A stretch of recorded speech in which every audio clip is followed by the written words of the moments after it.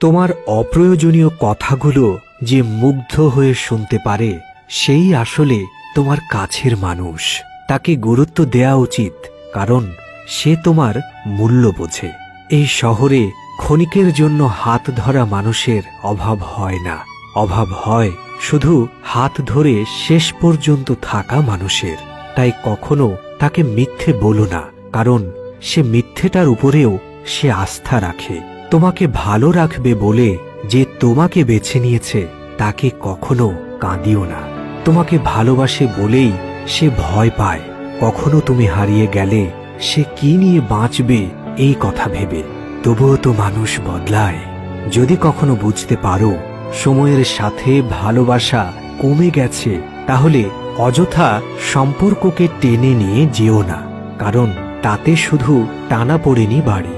যে সম্পর্কে সম্মান বোধ নেই সে সম্পর্ক মিথ্যা।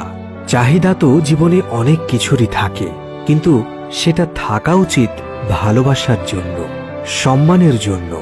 আর্থিক লালসা আর শরীরী সম্পর্কের নাম চাহিদা নয়। অনেকে বলে এত হিসেব করে কি হবে?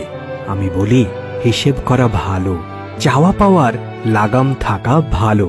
কি চাই আর কি পাই এর মধ্যে মেলবন্ধন থাকা ভালো। জীবনে সবকিছুর মধ্যেই একটা ছন্দ থাকে। ছন্দের সুর মিললেই গান হয়, আর তা না হলে অশনি সংকেত, ঘটে ছন্দ পতন। তাই পার্থিব চাওয়া পাওয়াগুলোকে সহজ করে নিতে শেখো। ছোট ছোট উপলক্ষ থেকে আনন্দ আর সুখ খুঁজে নিতে শেখো। অন্যথায় মানুষ হয়তো তোমাকে সালাম ঠুকবে, কিন্তু দিন শেষে প্রশান্তির ঘুম তোমার হবে না। এত বড় পৃথিবীতে একাই এসেছি, আবার চলে যাব একাই। তাহলে দুদিনের দুনিয়ায় অহংকার করে কি লাভ? অভাব অভিযোগের পাহাড় তুলে কি লাভ? কোনো লাভ নেই। না পাওয়ার চিন্তায় বিভোর হয়ে থাকলে শুধু নিজেরই ক্ষতি। সময় ঠিকই চলে যায়, অথচ সে সময়কে তখন আর কাজে লাগাতে পারা যায় না। তাই ছোট ছোট উপলক্ষ তৈরি করে খুশি থাকার চেষ্টা করো। সাধ্যের মধ্যে সুখ খুঁজে নিতে শেখো। সময় বদলে যাবার আগে তাল মিলিয়ে চলতে শেখো। ভালোবাসা হারিয়ে যাবার আগেই তার যত্ন নিতে শেখো।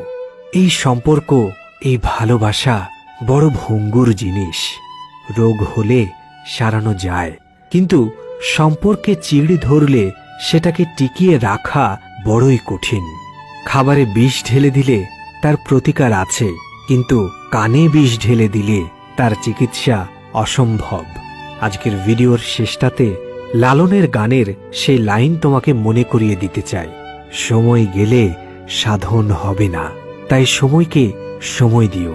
জীবনের সুন্দরতম উপহার সময় তোমাকে দেবে। ভিডিওটি ভালো লাগলে লাইক দিও, শেয়ার করো বন্ধুদের সাথে, কমেন্টে জানিও তোমার মতামত।